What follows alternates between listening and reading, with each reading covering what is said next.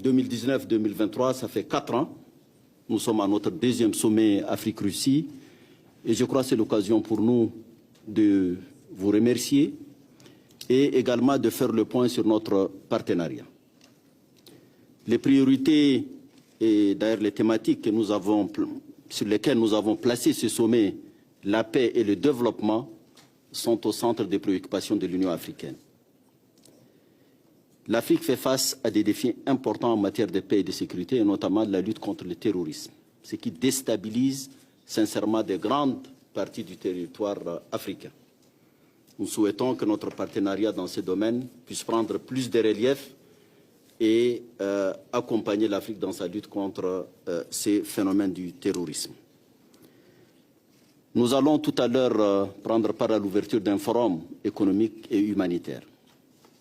L'Afrique fait face également à un problème humanitaire dû à cette instabilité, mais on fait face également à une crise sur le plan alimentaire qui est due en partie à la guerre entre la Russie et l'Ukraine.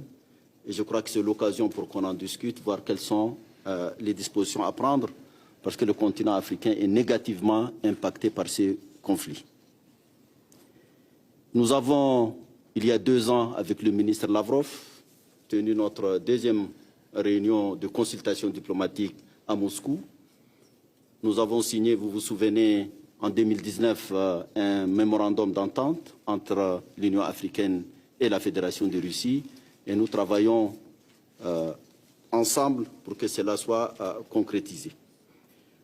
Les priorités de l'Afrique sont la paix et la sécurité, je me répète, et les questions de développement, notamment le développement agricole, l'industrialisation, la question de l'énergie.